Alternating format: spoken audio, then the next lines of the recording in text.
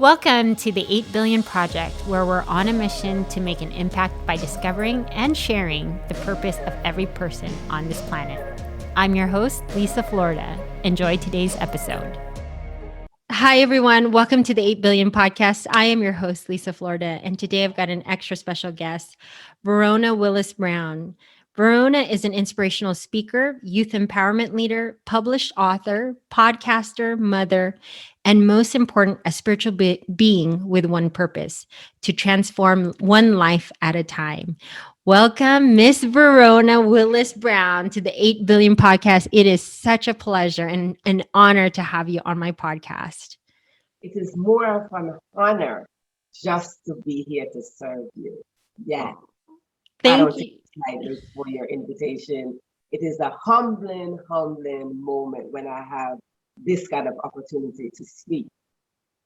No, and we both say that Miss Verona and I met through Genesis, who is another wonderful, amazing soul. But it took us a while to get this podcast recorded. And when I was able to connect with Miss Verona, maybe about a couple months ago to set this up, it was such a powerful conversation. I think it was like 3 hours, and we were just absolutely in God's presence. And that's why I knew I had to share her story and get her on the 8 Billion podcast. So it is truly like, I just want the audience to know, you will understand after listening to this podcast how powerful it is. Well, let's start first, Miss Verona. You are a spiritual being with a purpose, and it's to transform one life at a time. Could you explain how you came into that purpose? Well, let me go back to thanking you for saying all the good stuff. I'm a published author, I'm a mother, I'm all those good stuff, and everybody know me in those categories. Right. All of that are good stuff. Very, very good stuff. But it's one thing a lot of people don't know about me is that I survived a near-death experience. And I remember that experience as clear as crystal, or I would say as clear as I'm looking at you. Even though it was 2009, I remember it so clear. Because I was traumatized by that day. It was a very cold day. And as you mentioned, I'm a mother. I was a single mom. And for the very first time, I left my daughter home sleeping. Not because I wanted to, not because it was by choice, but it was a cold winter day. And I'm here in New York. New York gets really, really cold. And I remember that day so clearly, very clear. It was, as a matter of fact, it was a Monday just like this, but it was cold. And I left my daughter home sleeping to go to a doctor's appointment, hoping to make it back on time before she woke up and realized she was home alone and said, "Where's my mom?" But it wasn't long, probably 5 minutes. I wasn't driving, I was walking to the bus stop. And within that 5 minutes of me walking, rushing to get to the bus, to make it to where I need to go, just like that,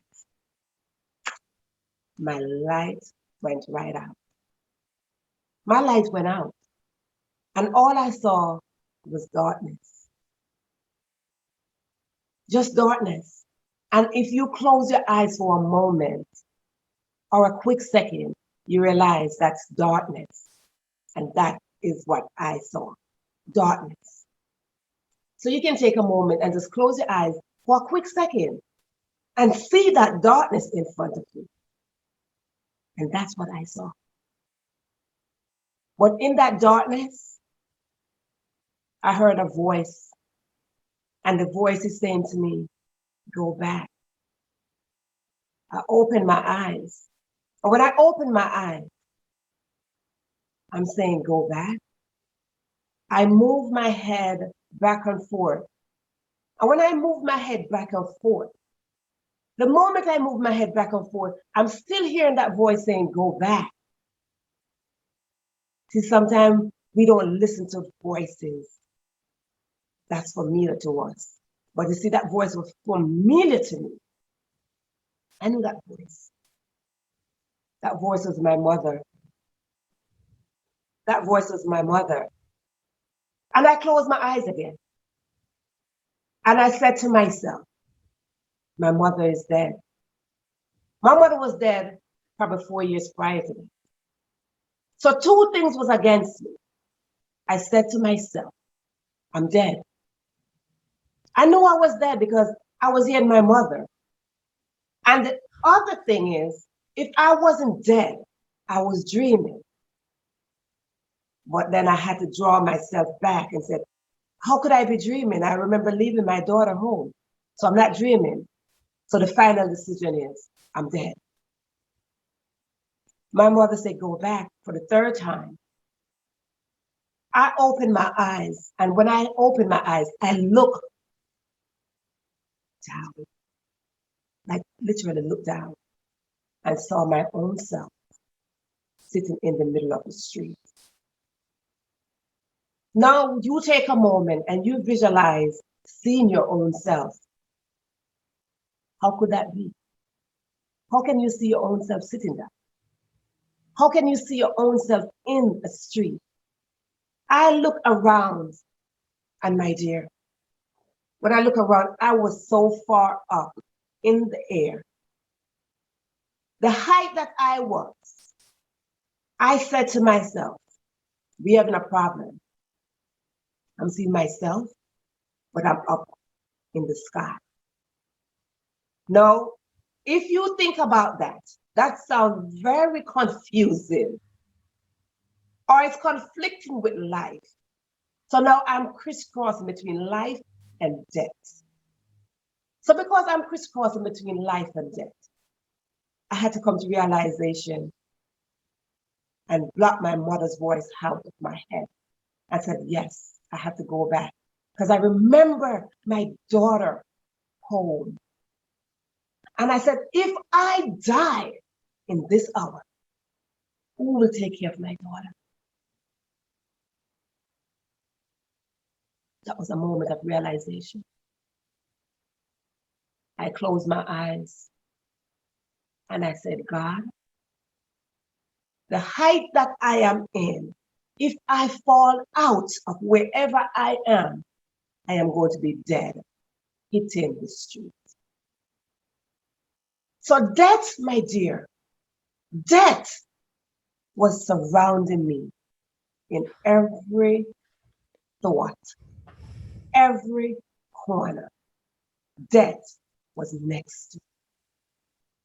Because if I was coming out of the air, I'm going to be dead hitting the concrete. Yeah, You understand what I'm saying? Yeah, for sure. I am going to hit the concrete. When I came down in slow motion with my eyes closed because I was dead. I already convinced myself that I am going to be dead. My eyes closed and I knew I was coming down, just descending like a plane.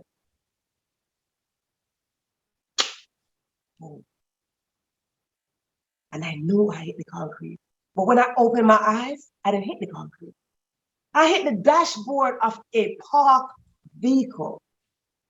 And I looked straight in on the driver. And the driver looked back at me. And his face was in shock. Now, death is still standing next to me, Liza. Because I am on your dashboard. If I'm on a dashboard, that is saying if you roll off, he's going to run over you. I close my eyes again. Because each time death come by your door, you're going to close your eyes because you're dead. And when I close my eyes that last time, I don't know what happened. I don't know what happened. But somehow, when my eyes open again, I was in the middle of the street. The same place I saw my body while I was up. I merged into my body on the hard, cold, concrete street. And in that moment, I felt as if there was a push behind me and put me to sit up. See, when that put me to sit up, my eyes pop open and I'm in amazement to say, why am I in the middle of the street? I had no idea what happened. But now I'm not in the sky, I'm in the middle of the street. Now, why am I in the middle of the street? Here comes death again. Here comes death again, my dear. So if death is coming at me, I'm seeing all the traffic. I'm seeing all the cars. I'm in the middle of the street. Cars are coming towards me. And I can't move. I cannot move. I was still. But in all of that, there was so many chaos. Because I'm hearing people screaming. I'm hearing people calling 911. I'm hearing the sound of ambulance. But my common heartbeat stopped. I had no pulse. I had no heartbeat. I was even afraid to breathe, knowing that was going to be my last breath. But in the midst of it, see, listeners, in the midst of what you think is death, you must have faith. Because in the midst of that, the faith that I knew, I came from a faith-based family, and the faith that I knew jumped in and ignite my little stillness. And I heard a little voice saying, I will give my angels charge over you. That was my moment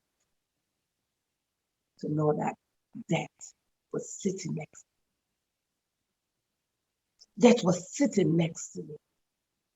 But when I heard that voice that said, I'm going to give my angels charge over you, I knew somewhere that somehow I was going to survive that street.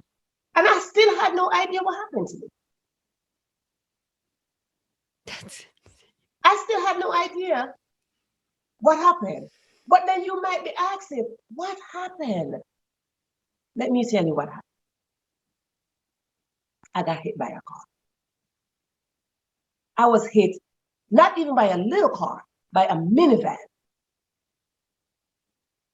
I was 125 pounds. I got hit by a minivan. If you think of a minivan is like 6,000 pounds. I was 125 pounds. And I got hit by a minivan. At the moment the minivan hits me, it threw me up in the air like a piece of paper or a piece of dry leaf. And that's how I was seeing myself in the middle of the street. I left my body right there. And my spirit was gone. My spirit was gone. But you see, life is not promised. Because it's in that same moment when I come to realization of what transpired. The very van that hit me, if you heard when I said that I was on the dashboard of a van, that was the very van that hit me. And when the ambulance came and picked me up, and I'm in the ambulance, I'm hearing the sound of a man saying, please don't die. And I'm hearing the man saying, please, officer, I did not see this lady. I had no idea how she got on my dashboard. But I want to tell you something. For those who will listen to this, in the midst of it all, you must believe the possibility of life. You must believe that you serve a purpose. Because if I had died in that moment, I wouldn't fulfill my purpose. I wouldn't reach that point where I'm speaking to you. I wouldn't have reached to where you have invited me on this platform for someone else to hear my voice. So that moment was the moment that my entire life got a second chance of what my purpose looked like. My life was transformed then. And my purpose, as you mentioned, is to transform one life at a time Mm-hmm. by holding on to faith, holding on to the chances that you get to live. Yeah. Your moments might not be like mine, but you will always have a moment.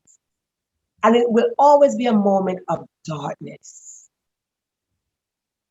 Whatever your struggle is, it will always be that moment of darkness where your faith will be tested. Your faith will be tested. And fear will sit next to you. Mm-hmm. In my case, it was death. And I was afraid of that because I was afraid of leaving my young childhood. But you see, fear, I wanted to look at fear because when we say fear, we think so much of worrying, worrying. But you see, fear, when you look at fear as you're facing the moment, facing your emotions, and find a way to alter how you're going to react. I reacted and said, I don't want to die. I don't want to die. Life will present itself to you. You have to choose. You have to choose. You have to choose. Life is a choice. And every choice that you make is going to affect you one way or the other. And I choose to live. I choose to live because today was waiting. Today was waiting. So I choose to live. So listeners, know your today is right now. Every situation is different, but every situation comes with a dark moment. Every single one of them. So it's through all of that. It's after I survived all of that, I became all that the lovely accolades you just mentioned. Yeah, that's where I evolved. Now, this is what I want to ask you, Miss Verona. And I stayed quiet, audience, and I didn't even make a peep because I had to. It's such a profound story. And when actually Miss Verona had reached out to me, like I told you, we had this 3 hour conversation. Her message was just so on time for me because I had no clue. And that's what she was talking about is you're going to be faced with moments in the future that are going to ask you, are you going to react and go into fear? Or are you going to have faith that there is something greater why that moment is being presented to you? And when I met Miss Verona, and actually the reason that I had asked to get connected with her was because I heard you, Miss Verona, on the radio station we were doing with Genesis, and you were talking about grief counseling. And I was on there about grief too, just because I lost my mother in 2018. But when we did, going back to a couple months ago, when we did that 3 hour conversation, little did I know that when Miss Verona had reached out to me, that some major changes were going to happen in my life. She didn't know me. I mean, like other than the fact that we had been introduced, by a common friend. But when she got on and we had this Zoom call, and it was, of course, it was a private Zoom call. You were just absolutely gifted. And now when you say like it's one person at a time, do you feel like, I mean, I can imagine there's so many people, even just in New York, but is there certain things that, like, the gift, did it become clear to you as the next 10 to 12 years progress, right? Because 2009, we're into 2021. It's about over 10 years, 10, 12 years now. Did those gifts start to become more enhanced, like you understood it? Like, were there things that were starting to happen to you after that kind of either felt supernatural or like really gifted from God, like you became intuitive? I hear lots of people that have near death experiences have like become very in tune with God because I think they go through a very similar experience. I'm going to talk about that a little bit because what happened in that accident, I lost myself.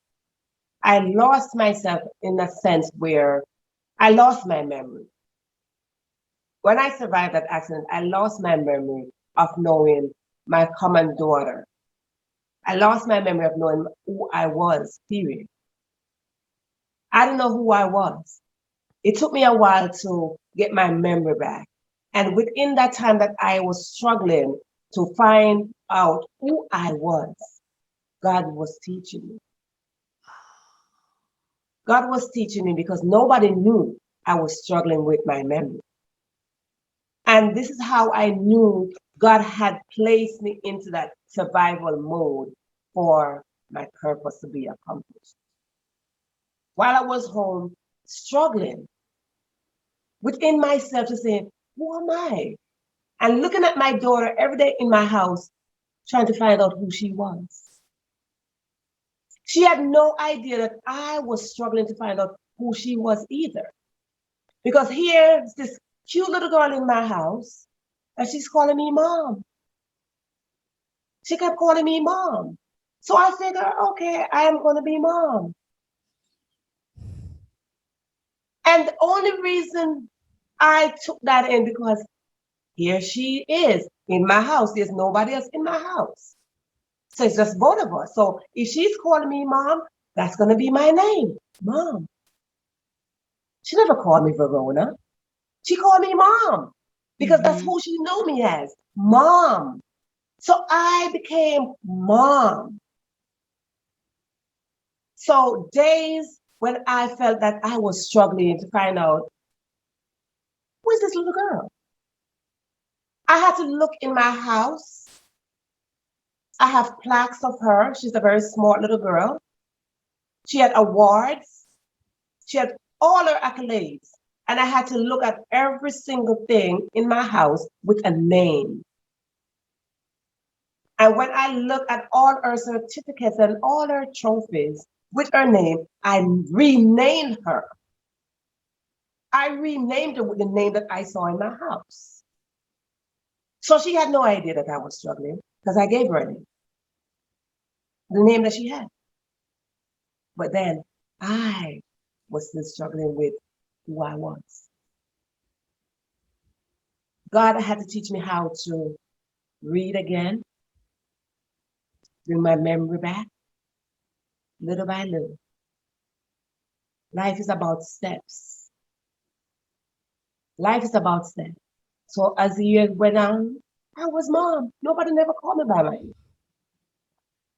Nobody never said Verona. So I didn't know my name was Verona. But it only takes God to transform a person. And for me to be transformed by God is for me to transform somebody else. When God put me into that mold and said, I am going to teach you the things I need for you to learn, I had no one in my house to teach me my common name. So whatever name I gave my daughter, if there's a second name in my house on any letter, any certificate, anything, that would be me. So while God was teaching me things all over, transforming me, putting the gifts that He already gave me in me again, because He realized that I forgot, while He was redepositing in me, while I was home by myself, I was being trained. I was being trained for this moment. I was being trained. This accident happened 2009. 2009. It took me this long to evolve into Verona Willis. Brown. It took me this long. to know who I was. Because even though that accident happened from 2009, that accident was inside of me. The door of that accident was never open until this year. No one never heard the story of my heart that I was trying to evolve into this being. I was being taught godly by the God who created me, by the God who allowed me to survive that accident. Because if he did not allow me to survive that accident, and because he did, he knew I had a purpose. Mm-hmm. He knew somewhere along the line, someone need to hear this. Someone need to understand it takes moments like this for you to be transformed. When I discovered who I was, that was heavenly.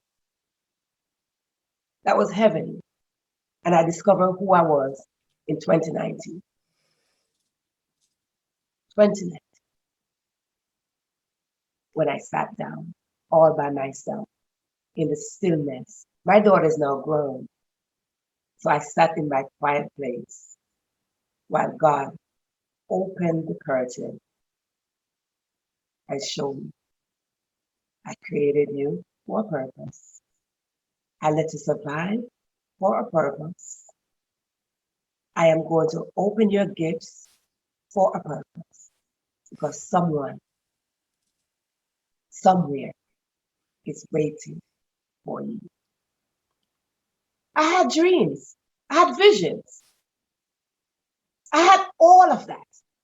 And we were all born into a place where we will get dreams and we will get vision. And I had many dreams and visions. I get dreams and vision almost every night. But when God said to me, now I will show you, everything started evolving. Everything started evolving. And he put me into a place. And he used the analogy of a butterfly. And he showed me the depth of how a butterfly came about.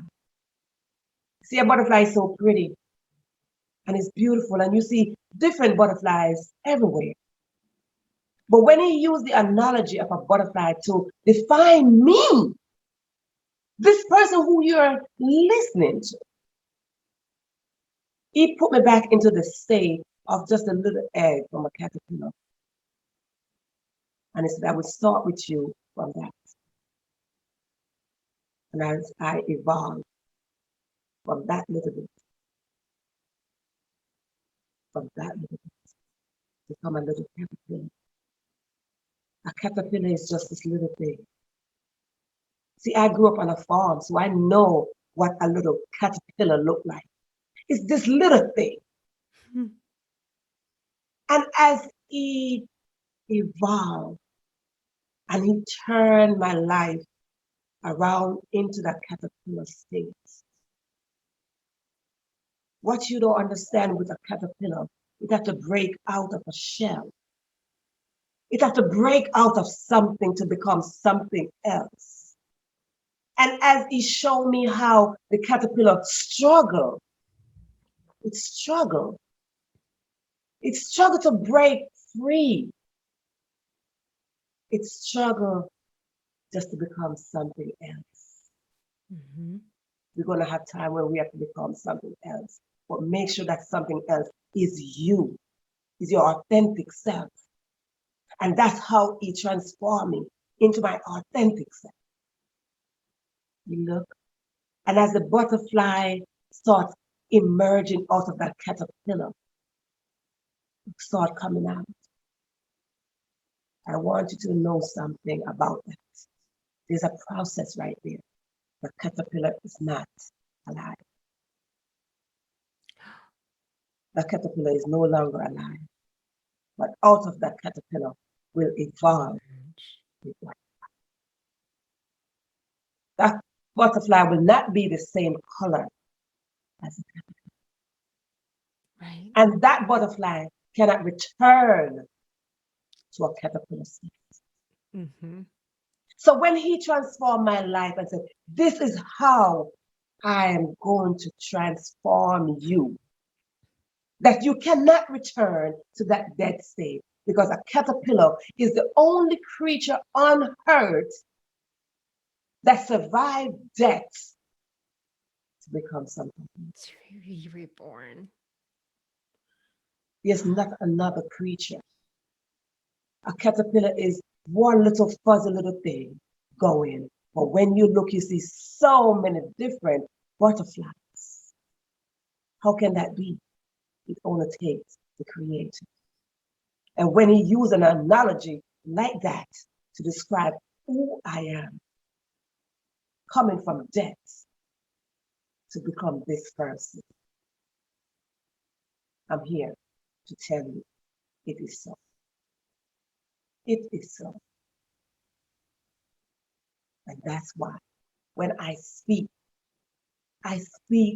with that transformation Mm-hmm. to heal you, to feed you, to let you know that situation that you evolved from, you cannot return to that.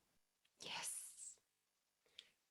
You cannot return to them and be your authentic self.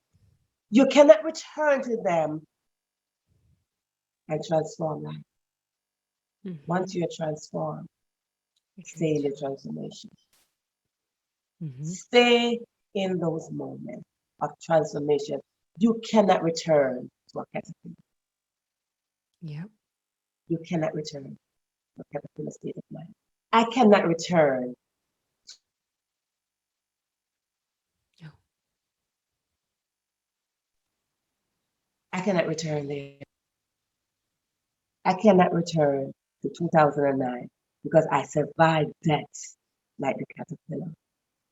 I survived death 2009 to be here.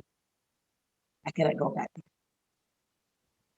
And that's why today is the moment of your transformation. You must be ready. You must know that you cannot go back there. How can you return there? How can a butterfly who is free come back and lock in Mm-hmm. like a caterpillar? If you know what a caterpillar look like. If you don't, then you might have to Google it. Because a caterpillar and a butterfly, they're not on the same characteristic. A butterfly cannot hold their wings back and fold it back together and crumble as a caterpillar and go back to the ground. No. So there's no return for me. So when he opened those things to me, when he opened my gifts, I light these things to me and send me on my way, Mm-hmm. he said, now you got it. Now you're free. You're free. You're free to go out there. You're free to transform life.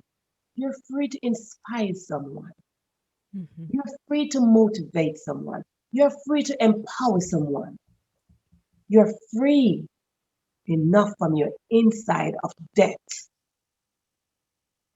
to let someone else know debt cannot overtake you unless you allow it. Yep. Unless you allow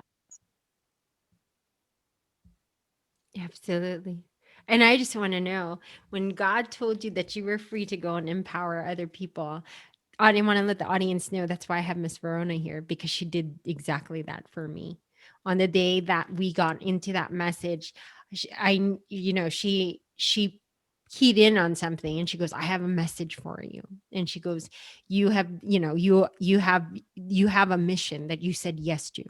And she goes, you are a child of God and you have to know how powerful you are, because there are going to be some changes in your life that happen. And oftentimes it might be different things. It might be people might not be able to go with you, or, things that might have to be removed, but it's necessary for your transformation.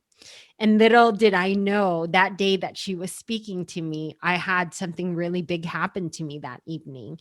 And there were people that were removed from my life. And I had to understand. And she just kept telling me, just turn within and seek God. And there were many times I had to check in with Miss Verona, but it was so true. Like, I just found my strength, which all of us possess. We all have the power within ourselves to power through these moments. It's just, do you have enough faith? And that's exactly why her message with me was so powerful. It was a 3-hour talk that she had with me. And I was literally, she was healing me because I was bawling out of control. I could not, and it was exact there.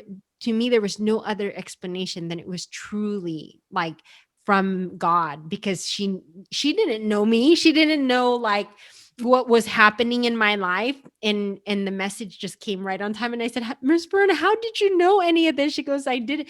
She goes, I read your, I look at the vibrational energy. I look at, and she goes, and it's truly a gift. And that's how I knew it's gifted because, and that's how I knew, like, when God transformed my life, He opened those gifts. Because the people that come into my life, I don't call them. So He Mm-hmm. sent people to me. And when they come to me and the message that He allowed me to speak to them, I will not speak because I'm not that person that doesn't like, hey, I'm just going to be talking about somebody like that.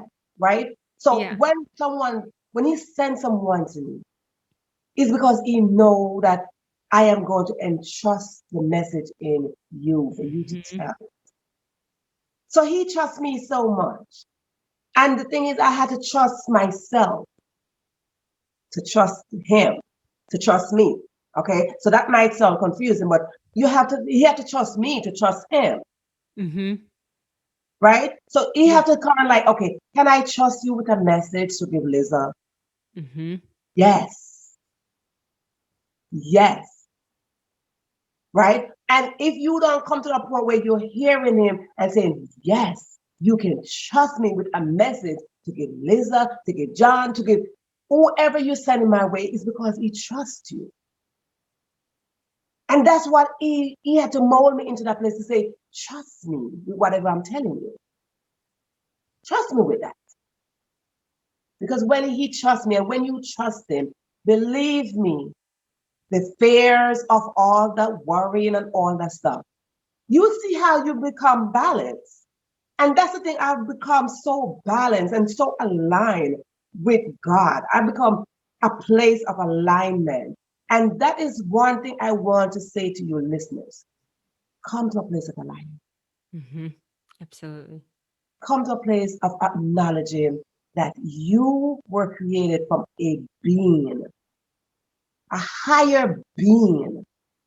You are goddess because you came from God, the creator, and that's why you are creatives.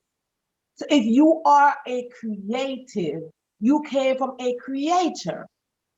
You are formed in His image. So when He moves, you move. When He says speak, you speak. When He says be quiet, be quiet. Because you are formed in His image.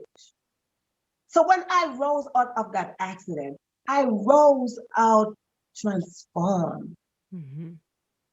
Even though I knew of Him, I heard of Him, but I developed such a deeper relationship with Him, knowing that death was happening everywhere. And He said, not so, not so. So if death is happening everywhere around you, but when you align yourself, death can only hop around you, but it cannot overtake you. Mm-hmm. It cannot overtake you. You got to know that you know that you know. Yep. Know that you know that you know. And hold on to that faith. See, faith, faith, faith, faith. And you see, I said that 3 times. Mm-hmm. It is the substance of things that you cannot see, Yep. but you must believe that it's there. You cannot see it, but you must believe the end result. I had to believe that I was going to survive. I had to believe that when I start descending, that I am going to survive. So you have to believe in your transformation. You have to believe in your transformation because, see, Liza, we could serve people, but there's something about serving people. Everybody cannot digest. Mm-hmm. It's very true. Everyone cannot digest what you serve them, but you could serve people. You could serve anyone. And when you align yourself, God will teach you these things. Because when you cannot digest, you know when to tell you, pull back. Mm-hmm. Don't keep on pouring into someone who is not digesting it. See, I'm a mother. I knew what it is. I knew what it was to feed my child, knowing she cannot take in certain Mm-hmm. things. So if there are mothers listening, you know what I'm talking about when you try to give them heavy food when they need just milk, but you're pouring in cereal. Their stomach cannot take it. So everyone will not be able to digest what you're feeding them, but you feed them. But God will let you know when not to feed those who are not digesting. But you must be aligned. You must be aligned to your calling. You see, we have a calling on our life. And every one of us were born with a purpose. Mm-hmm. Every last one of us were born with a purpose. And the purpose is when you make that impression or that lasting impact on someone. You see, even the first cry from your mouth the moment you were born is an impression. Because somebody's going to remember, oh, yes, I remember when you were crying in the hospital. I remember when you just came out, you were crying, or you didn't cry. Somebody's going to remember that moment. So we're here to create moments. When you create your moment, just be the best moment there is. Make sure it's the best moment. Even if it's not for someone else, make sure it's the best moment for you. And you know what is the best moment, Liza? The best moment is when you evolve. Mm-hmm. Anyone that's listening to my voice, the best moment is not where you impress your parents. It's not where you impress your spouse, your partner, your children. It's where you evolve and find your true self. Because when you do, you cannot return. Yeah. I was just going to say When that. you do, no one can validate you. Because your true self is somewhere waiting to merge into your now self. So if you have not found your true self, keep on seeking. Keep on seeking. Go deep inside and find those little moments. Find those little moments. And when you find those little moments, put them together. You know, you ever see those big puzzles? You know, those pieces of puzzle that you have to put them together. When you put them together, you see that you were created for that. Why not seek your own purpose? Your purpose is not my purpose, and my purpose is not your purpose. And oftentimes, what we do, we compete with purposes. Mm-hmm. Oftentimes, we compete with destinies, but your destiny is not mine, and mine is not yours. So, as you find yourself, you realize that your individual identity is stamped on your destiny. Right. Don't go to the grave unfulfilled. Don't do it. Every day you get the chance. Because you see, it's not that we plan things while we survive. It's not that because we plan to go shopping or to speak to you while we're here today. It's a divine order Mhm. because your purpose is not fulfilled. It's a divine order. Don't take nothing for granted. Because see, I learned that after I realized who I was. I said, I cannot take anything or anyone for granted. My common breath cannot be taken for granted. The thought that I was struggling to remember my own name, my own child name, people around me, I couldn't remember their names. I take nothing for granted. Nothing. And we oftentimes do that. Oh, I have to get up tomorrow to do this. I have to plan this. No, don't take it for granted. Life is not promised to nobody. No. But the moment you get life, the moment you realize that life open your eyes, seek to find you. And the only way you can do that is when you find out who created you. That's the only place, the only source that would help your transformation. The only place. Transformation comes from within. And to be within is when you become aligned with the Creator. Mhm. When you Absolutely. become aligned. That's your only place. That's your only source. You know, Miss Verona, it's always been amazing, and you're probably the only podcast I didn't ask so many questions, but it's when you speak, it is so powerful. I don't need to ask the questions, and I somehow I just knew it. And interestingly enough, I was just on Genesis podcast maybe last week, and she asked me if you could leave the audience with a parting message. I said, take the journey within. That is the single most important thing you could ever do for your own life. Take the journey within because it's so profound and powerful. You will never, you once you truly understand who you are and how powerful you are as a being, your whole life will transform. And she's absolutely right. You being a butterfly, you can't go back to being a caterpillar. And there is that moment. I was just so shocked because you're right. There is that moment of death before they crack open from that shell. Yeah. Yes. And like I said, it don't have to be a literal death like mine, a literal experience like mine, Hmm. but death is everywhere. Hmm. It's true. Death comes in so many different forms.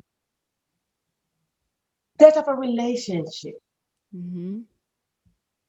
death of your old self. It comes in so many different forms, but you have to have that moment because it's always a situation that lets you become something, something, something. It's always a situation that lets you sit and think, wow, is it worth me investing in this? Hmm. Is this helping me to grow? Yeah. What is this doing for me? What am I getting from this? So it's always a situation that will present itself to you. But somehow death must come for life. Have you ever seen the lily?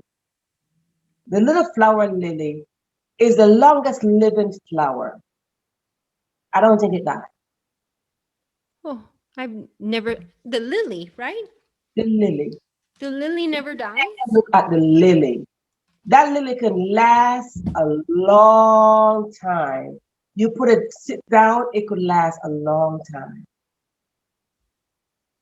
Just be there. Just know that life is in front of you. Life is with you. Life is with you. But what is it that you going to do with it? Yeah. What is it that you're going to do? How do you choose? How do you choose moment after moment? When will you choose? How will you choose what is in front of you? How will you choose? You have to choose. You have to choose. You have to choose. And what happened with us, we oftentimes go back into time and we dwell on past situation. Yeah. And when we dwell on past situation, that's dead Right. stuff. It is that stuff. It That's is. dead stuff. Because you're losing those moments of creation for yourself because it takes from your power to create. And those are blaming moments. Because Mm-hmm. most of the time when we go back into situation, we find something to blame somebody Mm-hmm. with. Yeah. And I want you to look at a past situation like this. Think of, we're in 2021. We're in August 2nd, 2021. And for a moment, I want you to pause. Just take a deep breath and pause. And when you pause, think about a literal calendar. When you think of a literal calendar, do you have a calendar in your house, say 1932? No. Do you have a calendar in your house that says 2009? Mm-mm. Do you have a calendar in your house that says 1960? Do you have a calendar in your house that says 1830? Do you have a calendar in your house that says a date instead of 2020? Mm-mm. It's done. It's done. Exactly. So why? Why are we going backwards? Yeah. Why are we choosing to dwell on something that's dead? Yeah. There's no life. There's no life there. There's no life there. You survive death to be here. Why go back into 2020? Why go back into 2019? Why go back to anything besides 2021? It's true. Why? Learn your lesson and move. Right? Learn your lesson and carry on. And carry on. Are you Miss How can you Verona find always yourself back then? How can you find yourself, Liza? Take a moment. How can you find yourself back there? mm-hmm. You're supposed to learn your lesson from there, Yep. from here to grow. Amen. You can't grow back there. You're supposed to know what's the lesson so you can bring it here and evolve. Absolutely. You're not supposed to be going back there and saying, oh my God, yeah, da da da da. You're not Uh-huh. supposed to be back there. Yep. Because if you're a child, you thought as a child, you're thinking as a child. You're an adult now. Why would you be still thinking as a child? Yep. Can you go back into your mother's womb? No. You're here now. What are you going to do with your now? What do you plan to do with your now? I want to call people out into a place of life. And I try to bring my message to a point. I try to bring my message to boil it down to a solid point. And that is to bring you out into a place called life. Whether you're a woman or a man, I want to call you out of your flaws, out of your failures, and out of your faults, and live. I want to call it as a comfort and live. Mm-hmm. I just want to wind that down into that one solid message. Comfort and live. Whether you're a man or woman, comfort and live. Amen. Amen. Miss Verona, I knew that this whole hour would just blow by so fast and we wouldn't even be able to talk about all the other wonderful things you do. You're an author, a speaker, a podcast host. But what I wanted to do is, because of your powerful message, I'm pretty sure that there's other people that want to either follow your work. Could you let us know the ways that we could get a hold of you, follow you? Do you have a website? Yes, you can follow me. My name is just my name, Verona Willis Brown. Any way you turn, any way you type, you're going to see Verona Willis Brown pops up. So any social media platform is Verona Willis Brown. And I do have my podcast. My podcast is on, my book is called Are You Free Enough? So my podcast is called The Question, because that really is the question. Are you free enough? Amazing. And yes, I have listened to so many of Miss Verona's podcasts, Are You Free Enough? And she always sends them to me on time. So I encourage you guys all to follow that. And I will leave all of the information on the description link.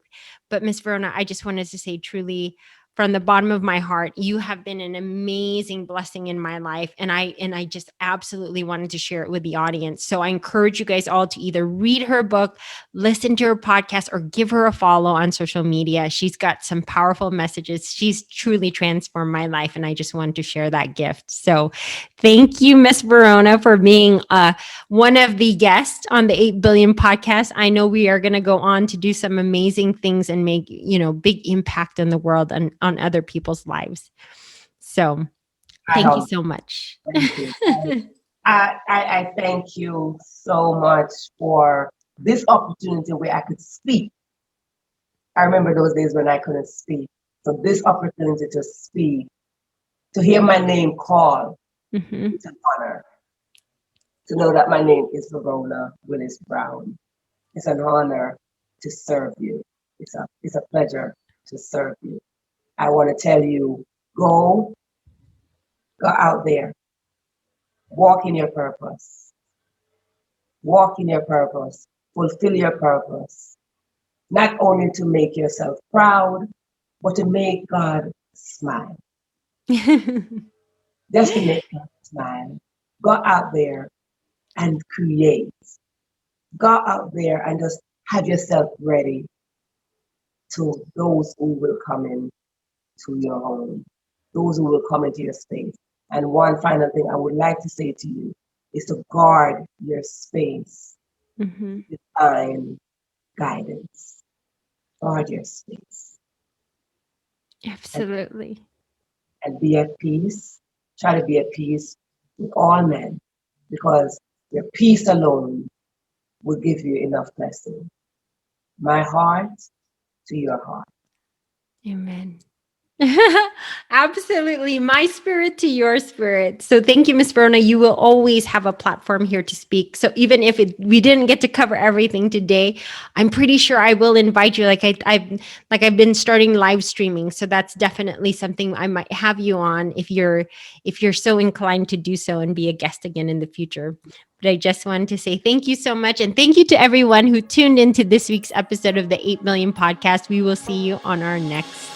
Thank you for listening to today's episode. If it's moved you in any way, please review and share your thoughts, or text me your thoughts at 949-247-2800.